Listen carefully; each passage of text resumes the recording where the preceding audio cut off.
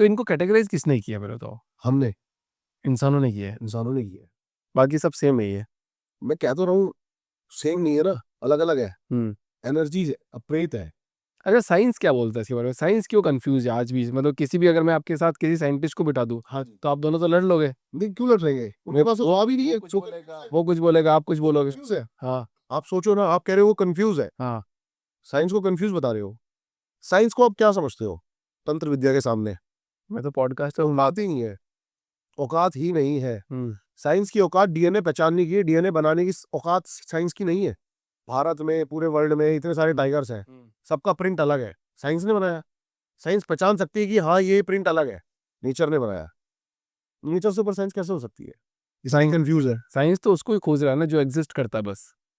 तो एग्जिस्ट, आप science energy को नहीं मानती है? हम्म। मानती है ना, मानती है। फिर कैसे कंफ्यूज है? बताओ। ब्रह्मा विष्णु महेश क्या है? एनर्जीज, भगवान के नाम है। प्लस माइनस और न्यूट्रल, हम्म। यही ब्रह्मा विष्णु महेश है। प्रोटॉन, इलेक्ट्रॉन और न्यूट्रॉन, जो परमात्मा से वैसे ही निकले हैं। वो परमात्मा क्या है? एनर्जी। यही सनातन है। साइंस आज से 5,000 साल पहले, 7,000 साल कहाँ थी? अभी अभी आई है बेचारी। कैसे बता देते थे हमारे ऋषि मुनि एग्जैक्ट सोलर पैनल्स के बारे में, ग्रहों के बारे में। साइंस की औकात एक चीज को ठप्पा लगा देना है कि हाँ ये है, बस, और कुछ भी नहीं है। इसके अलावा। अच्छा, तो दीपक भाई, आपकी स्टोरी जानने की कोशिश करते हैं हाँ जी। कि ना, मतलब ये बताओ कि आपने कभी ऐसा कोई भूत प्रेत का वास्तव में सामना किया है जो किसी के शरीर में घुसने का प्रयास करना चाहती हो? बहुत सारे केसेस ऐसे। मैंने अपनी आंखों से एक ऐसी चीज देखी जो मैं बिलीव ही नहीं कर पाया। तब मेरे को समझ में आया कि एनर्जी कितनी पावरफुल है। नई नई गाड़ी ली थी मैंने, तो मैंने अपने जिद करी कि चल यार बालाजी घूम के आते हैं। कौन से वाला जी? ये मेहंदीपुर वाला। महेंद्रपुर वाला जी। अब हम वहां पे गए, पहले तो मेरे को सब ड्रामा लगा। हम्म। मैंने कहा, यार ये हिले हुए हैं दिमाग से ना थोड़े, बाल घुमा रहे हैं, ये कर रहे हैं। अब सुबह सुबह पहुंचे हम 5, 5:30 बजे। तो पहले तो देखा लाइन इतनी लंबी है, लगो भाई लाइन में लगो। हमारे फादर साहब ने कहा भाई लगो लाइन में, हम होटल पे सो रहे हैं। हाँ। जब नंबर आए तो बोला बता देना, आ जाएंगे, फोन कर देना। 1 बजे जाके नंबर आया। अब हम देख रहे हैं कि जितने भी मतलब पाखंड, उस टाइम हमारे दिमाग में था कि ये पाखंड चल रहा है। कोई सर हिलाती हुई आ रही है, वो आप बिना लाइन के आगे निकल जा रही है। एक छोटी सी बच्ची होगी, 11, 12 साल की। मैंने देखा कि उसने मंदिर, आप गए हो कभी मेहंदीपुर बालाजी गए हो? हाँ, मैं गया हूँ।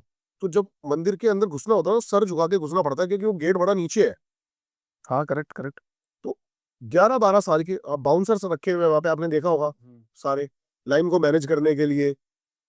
तो क्योंकि वहां पे थोड़े से लोग ऐसे ही आते हैं ना। हाँ हाँ, कंटिन्यू। हाँ, हाथ ऐसे पकड़ लिए।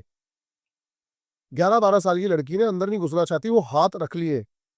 मेरे जैसे 20 बंदे मिलके उसको हाथ नीचे नहीं करवा पाए। क्या इसको समझे हम? एक स्टोरी मैं बता दूँ यहाँ पे, सेम स्टोरी आप जो बोल रहे हो ना, मैं बिलीव कैसे कर पा रहा हूँ कि मैं एक बेंगलोर में एक मंदिर में गया। मैं एक जगह पे रहता था जहाँ पे वो जो मंदिर है बालाजी का मंदिर है। तो मैं, मेरी वाइफ, मेरी बेटी, हम तीनों वहाँ जाया करते थे। हमको लगा कि हमको कोई लेके गया वहाँ पे कि यार यहाँ पे जाया करो, बालाजी का मंदिर है, ठीक है, लच्छा वच्छा बांधते हो थोड़ा। पर वो मंदिर थोड़ा अंधेरे टाइप में है, मतलब अंधेरे टाइप में। तो हम काफ़ी टाइम से जाने लगे। एक दिन हम तीनों जा रहे थे और हम तीनों जैसे गेट क्रॉस करते हैं, आपने बोला ना 11-12 साल की लड़की, सेम मैंने भी देखा है। 11-12 साल की लड़की ने पाँव ऐसे पाँव फंसा लिया मेरे सामने सामने। मेरी वाइफ देख रही, मैंने मेरी बेटी की आंखें बंद करी। बालाजी के मंदिर में? हाँ, मैंने मेरी बेटी की आंखें बंद करी, मैंने कहा मत देखना बेटा।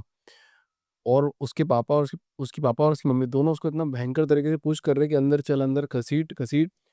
पर वो अंदर नहीं जा रही वहाँ पे। तो मेरा तो दिमाग खराब हो गया। उस दिन तो हमने डिसाइड कर लिया, मैंने कहा भगवान यहाँ मंदिर में भी नहीं आएंगे हम तो आज से। फिर वहाँ पे पुजारी आया, उसने उसको पकड़ा हाथ से। जैसे ही उसने उसको पकड़ा तो वो उसको अंदर लेके चला गया। सेम इंसिडेंट हुआ। ये तो मैंने ये मेरी आंखों देखी बात है। ऐसे बहुत सारे इंसिडेंट है। मैंने अपने गांव में एक ऐसा इंसिडेंट देखा था कि हमारे, पता छोटे थे मेरे को, तो अब थोड़ा सा रिलेट कर पाता हूँ। जब मैं साधना लाइन में घुसा, तंत्र मंत्र में घुसा, तो देखा मैंने मेरे ताऊ जी 2nd फ्लोर से कूद के उठ के भाग गए। नॉर्मल इंसान तो मेरे ख्याल से टांगे टूट जाए उसकी। हाँ। हमने अपने घर में पूछा क्या है, मम्मी कह रही इसके अंदर, इनके अंदर कोई आता है। तो उस टाइम इतनी समझ नहीं थी। मैं भी रिलेट कर पा रहा हूँ। हम छोटे थे जो ना, मतलब कि 6-7 क्लास में है, तो छत पे सोते थे मोहल्ले वाले। तो घर कैसे, मोहल्ले कैसे होते थे, मोहल्ला होता था, मोहल्ले के पीछे वो क्या बोलते हैं, जो पॉटी करते थे वो पीछे नालियाँ नहीं गुजरती है, मोहल्लों के पीछे वाले। हर हर मोहल्ले में इंडिया में तो ऐसा ही है ना कि घर है, घर के पीछे पूरा आपका वो बहता रहेगा उसके पीछे, वो है। और ऐसे घर होते हैं, सब समान घर होते हैं। तो हम जब रात में सोते थे तो बोलते थे कि यहाँ पे रात में हर शुक्रवार को जिन निकलते हैं रात में।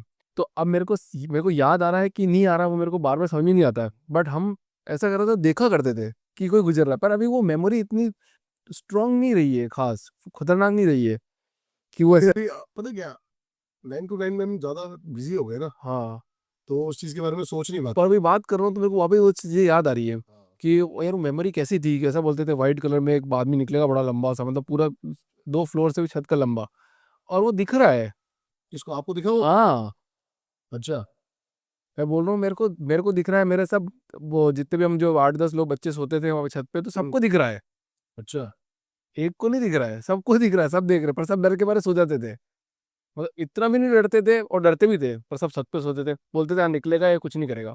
और मैं ऐसे कोई फेक नहीं बोल रहा हूँ, ये फ्लैशबैक याद आ रहा है मेरे को एक फ्लैशबैक और याद आ रहा है। हमारे घर के सामने ही घर हुआ करता था, तो मेरी बुआ भगवान में बहुत बिलीव करती है, भयंकर तरीके से, मतलब एक खतरनाक लेवल पे। तो वो उस सामने वाले घर में, जब वो घर बन रहा था तो सामने वाले घर में गई, तो वो देखती है कि कृष्ण भगवान के पाँव दिख रहे हैं उनको। और फिर उन्होंने उसके बाद उन्होंने, वो गवर्नमेंट जॉब में थी, उन्होंने वीआरएस ले लिया, बोला कि अब मैं कुछ नहीं करूँगी, मैं भगवान की भक्ति करूँगी। वो दिन है, उसके बाद वो आज का दिन है। उन्होंने 5-6 साल में वीआरएस ले लिया, मतलब नौकरी छोड़ दी, बोला नहीं करनी नौकरी वोकरी, भगवान दर्शन हो गया। आपको क्या लगता है ये जो भूत दिखते हैं या फिर जो भी बंदे पॉजेस होते हैं, कैसे हो जाते हैं ये? ये तो आइडिया नहीं है। इसमें लोगों के बड़े तर्क है, हाँ, लोगों के बहुत ज्यादा तर्क है। जैसे तंत्र, हम कहते हैं किसी के ऊपर वशीकरण हो गया, ब्लैक मैजिक हो गया, तो फिर लोग कहते हैं मोदी पे करवा दे, हाँ करवा दो। यही कहते हैं ना। हाँ, आज के टाइम पे सलमान खान के पीछे पड़ा हुआ है वो। विष्णु सर, सर बोलना पड़ेगा। हाँ, हाँ, तो तंत्र क्रिया से ही मरवा दीजिए। हम्म। ये समझना पड़ेगा आपको कि किसके ऊपर ये हो सकता है और किसके ऊपर नहीं हो सकता। किसके ऊपर नहीं हो सकता।